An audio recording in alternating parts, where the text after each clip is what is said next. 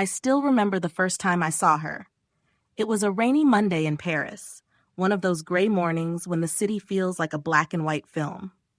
I just started at Bellamy & Co., a boutique branding agency in Le Marais, and was fumbling with the espresso machine when she strode through the door. Hair still damp, heels clicking on the tile, and a croissant clenched between her teeth, she didn't look at me at first. She simply dropped her bag beside mine and said, "You must be the new girl, Elise. I saved you the better chair."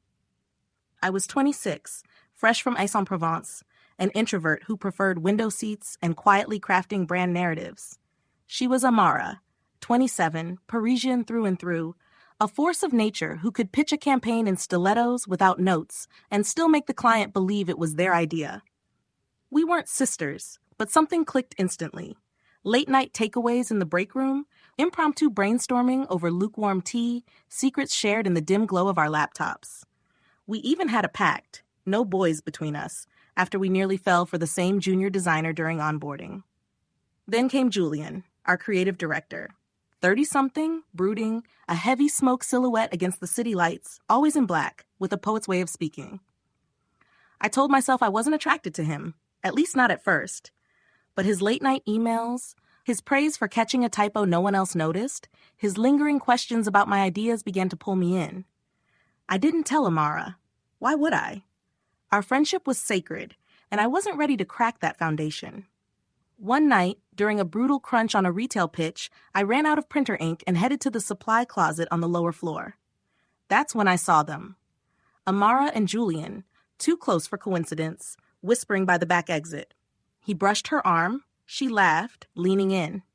I froze, heart pounding, before walking back upstairs and finishing my work as if nothing had happened. I told myself they were just colleagues, that I was imagining things. I carried the memory home, staring at the ceiling, weaving excuses in my mind. Loving two people at once, your best friend and the man who might be more than a crush, teaches you that self-deception is easy. You tell yourself you're strong enough to handle it, that loyalty and unspoken crushes can coexist. But underneath the late-night texts and stolen glances, the lines began to blur. Jealousy whispered louder than logic, and betrayal seated itself in every shared glance between them. It wasn't a cinematic moment of confrontation, but a slow unraveling, a subtle shift in meetings, in casual conversations, in who was trusted with the next big pitch. And I, Elise, who prided myself on clarity and strategy, watched myself vanish from the center of my own story. They say you don't notice the spotlight moving until you're standing in the dark. And on that rainy Paris morning, with my heart heavy and my friendships fractured, I realized they'd chosen each other and left me questioning everything I thought I knew about loyalty, ambition, and love. As the weeks passed, the cracks in our once perfect friendship became more and more apparent. I couldn't ignore them anymore. Amara, the one person who had promised me we would never let a man come between us, was slowly slipping away from me, slipping into something I wasn't a part of. Julian's texts to me grew more frequent, but his attention to Amara was changing too. It was like he was playing both sides, and I couldn't understand how she didn't notice, or maybe she just didn't care. Amara's behavior changed subtly, at first. She was no longer the vibrant, outgoing presence I'd known. The late-night calls and impromptu dinners became less frequent. When we did talk, she was distracted, her eyes darting around as if she were afraid someone would catch us. The once seamless rhythm of our friendship had been replaced by a cold, awkward distance. Every time I tried to bring up a new idea or vent about a project, she would nod absent-mindedly, barely making eye contact. It was like she was somewhere else, and I wasn't invited to follow. One evening, after a grueling client presentation, I was staying late to finish a few final revisions when I received a message from Julian, again. He said he needed help with a campaign pitch for a new brand.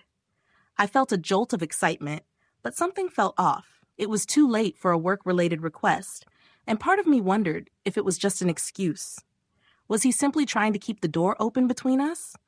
Or was this part of a deeper strategy, one that involved both of us, me and Amara, without us even realizing it?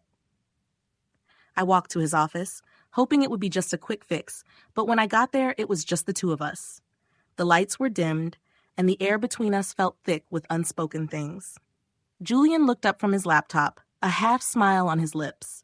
He seemed different, softer somehow, his usual aloofness replaced with something more intimate. "Thanks for coming by," he said, his voice low. The moment hung in the air, awkward but full of possibilities. I could feel my heart hammering in my chest. As we worked through the pitch, the tension between us became more palpable. He was so close, too close, and I couldn't help but notice how his hand brushed mine more than once. It was hard not to respond, but every time I felt myself leaning in, I reminded myself that this wasn't right. Not with Amara in the picture. Not with our pact. But then, as I was collecting my things to leave, I heard a familiar sound, the soft click of the door opening. And there she was. Amara. My stomach dropped. She was standing in the doorway, her face unreadable. For a moment, neither of us moved. It was as if time had frozen.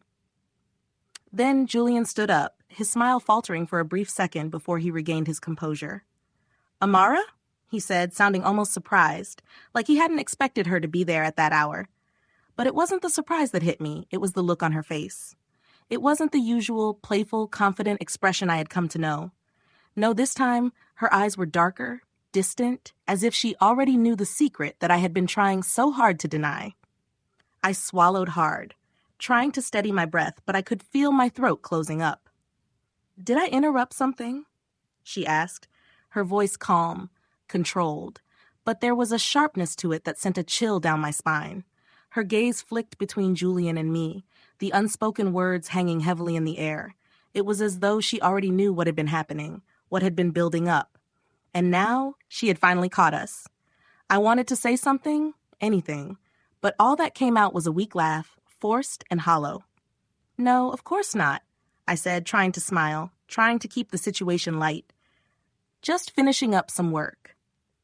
But I could feel the weight of my words, the tension in my body, the way my hands shook as I packed up my things.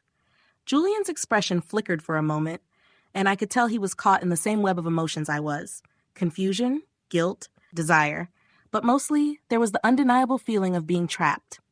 He looked from Amara to me, his lips pressed together, and for a moment I thought he might say something to clarify, to smooth over the situation. But instead, he just nodded, his face impassive. "I think we're done for tonight," he said, his voice oddly flat. Amara didn't respond immediately.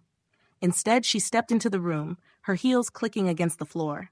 The air between the three of us was suffocating now, thick with unspoken truths. She walked over to Julian, her hand brushing his arm as she passed. I felt the sting of it like a slap, but I held my ground, unwilling to show any more weakness. "I'll see you tomorrow, Elise," Amara said, her voice colder than I had ever heard it. And with that, she left the room, leaving Julian and me in an uncomfortable silence. I stood there frozen, unsure of what to do next. The friendship I had cherished, the bond I thought was unbreakable, had begun to shatter. I had been so blind, so naive to think that nothing could come between us. But here it was, this dark, impossible truth that neither Julian nor Amara had the decency to acknowledge until it was too late. And that's when I knew things would never be the same. The next few days were a blur of confusion and pain. Every time I walked into the office, it felt like a cloud of tension followed me. Amara avoided me. She would smile at me, but it was forced, hollow, like a mask she wore to keep up appearances. Julian acted as though nothing had changed, though I could sense a subtle shift in his demeanor, as if he was walking on eggshells around me. He would still send messages, still ask me for help with work, but there was something about it now that felt different. Tainted, maybe. Amara and Julian were an item now, though neither of them had the courage to admit it openly. I didn't need them to tell me. The way they looked at each other when they thought I wasn't paying attention, the way they spoke in hushed tones during meetings, was enough to make my stomach turn. I tried to ignore it, to bury the sting deep inside, but it was impossible. It was as if everything I had built with them had turned to dust in an instant. I kept telling myself that I should confront them, that I should ask them what was going on, lay it all out in the open. But I couldn't. I didn't have the strength. Not when I was still trying to piece together the wreckage of my own emotions. And so I remained silent, watching from the sidelines as they grew closer, while I felt more and more distant from both of them. One day, the breaking point came. It was an afternoon, and we were all in a meeting together, working on a pitch for a new client. Julian was leading the conversation, his usual self-assured manner on display, while Amara sat across from me, her eyes never quite meeting mine. I could feel the tension in the air, thick and suffocating, like I was suffocating under the weight of their indifference. At some point, I tuned out the meeting, my thoughts drifting back to that night, when I had caught them together, when everything had changed. It felt like the world around me was closing in, and I wasn't sure how much longer I could keep pretending that everything was fine. And then, it happened. Julian said something about the proposal, a suggestion that struck me as strange, as if he were trying to force me into a decision that didn't sit right. I stared at him, trying to figure out what was going on in his mind, but all I could see was the man I had once trusted, now standing next to the woman who had taken everything from me. Amara spoke up, her voice soft but laced with an edge. "Maybe Elise isn't comfortable with that approach," she said, her eyes finally meeting mine for the first time in days. I didn't know what to say. I didn't know how to respond to her, or to Julian, or to any of it. I forced a smile, trying to keep my composure. "No, it's fine," I said, my voice cold, betraying nothing of what I was feeling inside. "I'm sure it will work," but my heart wasn't in it. I knew it wouldn't work. None of it would. The meeting continued on, but I was no longer there, at least not mentally. I was drowning in a sea of emotions, betrayal, hurt, confusion, and I couldn't escape it. By the time the meeting ended, I had made up my mind. I was done. Done with the company, done with the lies, done with them. I went back to my desk, quickly packing up my things. I didn't want to say goodbye to anyone, didn't want to explain myself. I couldn't bear to look at them, to have one more conversation where everything would be left unsaid. I needed to leave. Now. I sent an email to my manager, telling him I was taking a leave of absence. I didn't bother with details. I didn't owe anyone an explanation. It was time for me to go. That night, I didn't sleep. I couldn't. My mind was racing, my thoughts consumed by the betrayal, the loss, the emptiness that seemed to fill every inch of my being. How had it come to this? How had everything I once believed in fallen apart so quickly? The next morning, I packed my things and left the city behind. I couldn't stay in Paris. Not with them there. Not with the memories of everything that had been. I drove to Aix-en-Provence, my mother's house, where I could breathe again. There, in the quiet of the countryside, I began to heal. It wasn't easy. Nothing about it was easy, but with time, I started to find pieces of myself again. I painted, read books, tried to rediscover who I was without them. The pain was still there lingering, but it wasn't as sharp. I wasn't sure if I would ever fully recover, but I knew one thing. I had to let go. As the days passed, I prepared for the move. The thought of leaving Aix-en-Provence, the comfort of my mother's house, and the life I had begun to rebuild felt daunting, but it also felt necessary. Amsterdam was a fresh start, a city that promised possibilities, a clean slate away from the ghosts of Paris. I packed my belongings, carefully folding the clothes I had come to know so well, the ones that had comforted me on lonely nights. As I filled boxes, I couldn't help but reflect on how much I had changed since that night, the night I decided to walk away from everything I once knew. The Elise I was a year ago, the one who had been consumed by pain and confusion, was not the same as the woman who stood before the mirror now. I had rebuilt myself slowly, piece by piece, finding new ways to fill the emptiness. I wasn't the angry, heartbroken woman anymore. I was someone different, someone stronger, someone wiser. But the scars, the ones they left behind, were still there. They would never fully fade, but I had learned to live with them. When the day finally came to leave, I boarded the plane to Amsterdam with a strange mixture of emotions, fear, hope, excitement, and sadness all tangled together. It wasn't easy to say goodbye to Aix-en-Provence, to my family, to the life I had started to carve out for myself. But I knew I couldn't stay. Not when everything in me was pulling me forward, towards something else, towards something new. The flight felt long, but when I arrived in Amsterdam, the city embraced me with its quiet charm. The canals, the cobblestones, the brisk air, they were all unfamiliar, but they felt like the perfect setting for a fresh start. I didn't know what the future held, but for the first time in a long while, I felt a sense of possibility. The kind of possibility I hadn't allowed myself to feel in months. The job at the agency in Amsterdam was everything I had hoped for, a creative and challenging role that allowed me to dive deep into the work. There were moments when the past crept up on me, when I would catch myself thinking about Paris, about Amara, and about Julian. But those moments were fleeting. Amsterdam was becoming my new home, a place where the old wounds didn't feel as sharp. I threw myself into the work, immersing myself in the creative process, meeting new people, and discovering new parts of myself. I even started making new friends, ones who didn't know my history, ones who didn't see me as the girl who had lost everything. And then, one afternoon, months after my move, I received an unexpected message. It was from Amara. I hesitated before opening it, unsure of what to expect. I hadn't spoken to her since that last day in Paris. Not a word, not a text, not a single acknowledgement. But now, here it was, the message on my screen. I clicked it open, and her words hit me like a wave. I don't know if you'll ever read this, but I've been thinking about you. I know I hurt you, and I don't know how to make it right, but I hope one day we can talk. I stared at the message, the weight of her words sinking in. Part of me wanted to respond, to lash out, to tell her exactly how much she had destroyed me. But another part of me, the part that had healed, the part that had moved on, knew that responding wouldn't change anything. It wouldn't bring back the friendship we once had. It wouldn't undo the hurt, the betrayal. And yet, there was something in me that didn't want to close the door completely.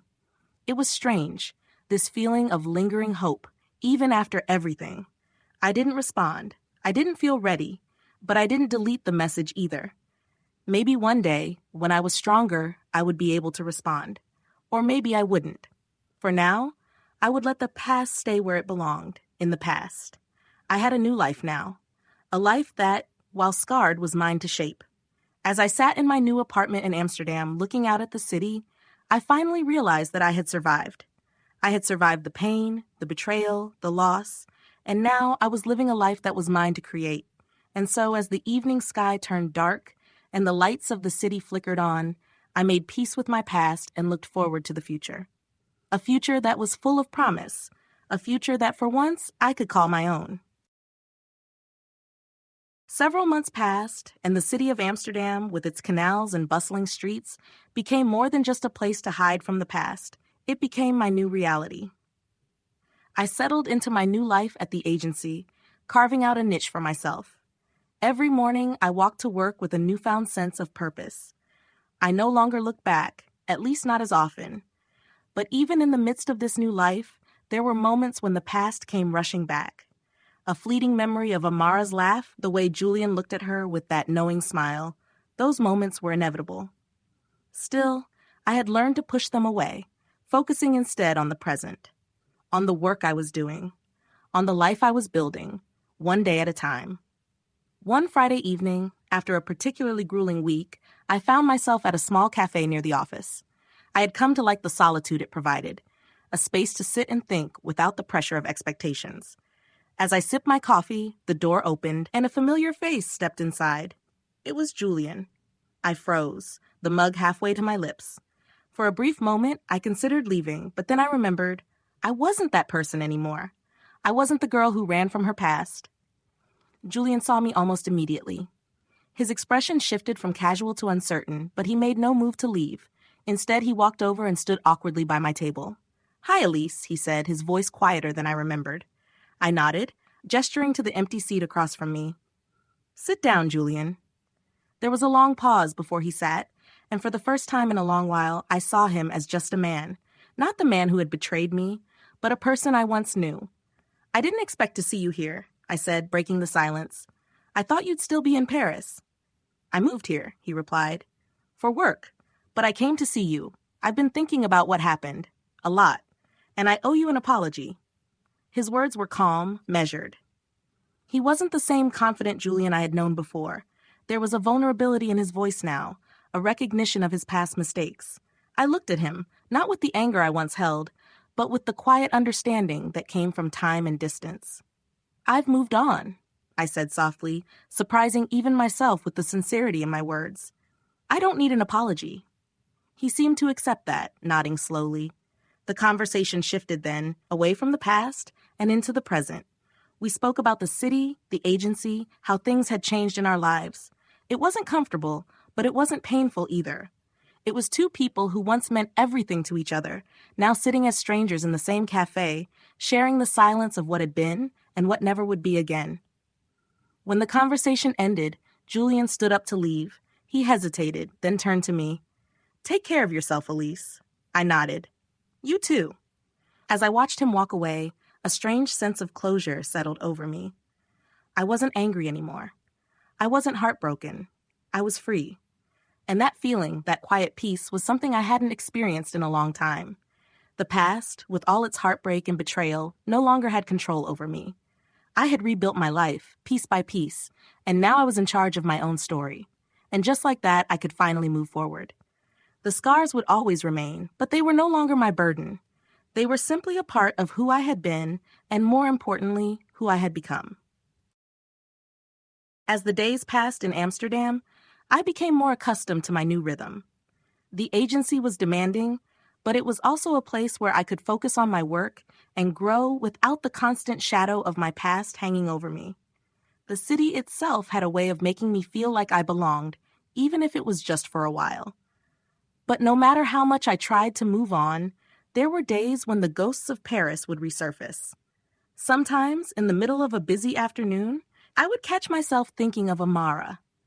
I would wonder if she still smiled the way she used to, the way that always made everyone around her feel special. Or if Julian still made her laugh the way he made me laugh once. I'd push those thoughts away quickly, like I always did now. I didn't have time for those kinds of memories anymore. But then one evening, a message arrived on my phone that stopped me in my tracks. It was from a LinkedIn notification. It was an image, a wedding photo. The caption read, "Julian and Amara, 1st of September. I froze. The world seemed to stop as I stared at the photo. It was them. Julian, wearing that same smile I once thought was only for me, and Amara, radiant in her wedding dress. They looked so perfect together, like they always had, and I felt a pang in my chest that I couldn't quite explain. But there was no pain anymore, just a strange numbness. I should have felt angry or upset, but I didn't. In fact, a part of me was happy for them. They had what I'd never had, what I'd always wanted, each other. But even now, in this moment of strange acceptance, the scars were still there. I couldn't forget them, and maybe I never would. I stared at the photo for a long time, lost in thought, before I finally closed the app. I didn't need to hold on to that image. I didn't need to hold on to any of them, not anymore. I turned my attention back to the present, the life I had built for myself here in Amsterdam. I had my work, I had my space, and more importantly, I had my freedom. I wasn't a victim of their love story anymore. I was living my own, quietly, peacefully. The next morning, I woke up early, something I had gotten used to in the past few months.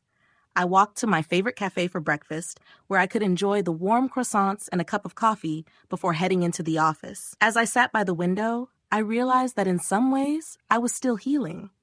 The pain hadn't fully gone, but it had dulled over time. And with that dullness came clarity. I wasn't the same person I had been when I first arrived in Amsterdam. I was stronger now, more capable of standing on my own. And as I looked out over the canal, I felt an odd sense of gratitude for what had happened, for everything I had learned along the way.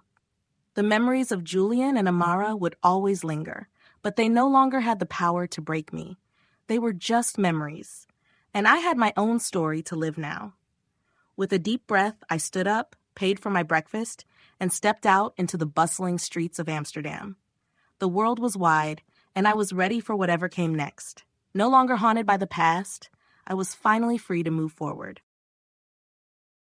As I walked through the busy streets of Amsterdam, I couldn't help but feel a strange sense of calm wash over me.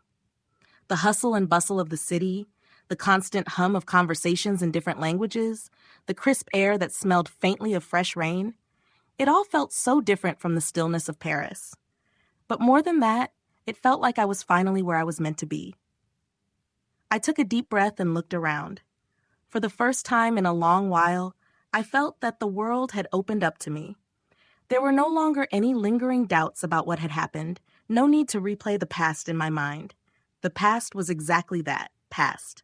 I reached my office, greeted by a few familiar faces who were already busy at their desks. The buzz of activity made me smile, knowing that I had become part of this team, this new chapter of my life. I wasn't Elise from Paris anymore. I wasn't the girl who had been left behind. I had carved out my own path here, one step at a time. The work came easy. Well, not easy, but it was fulfilling. I had a sense of purpose, something I hadn't had in a long time.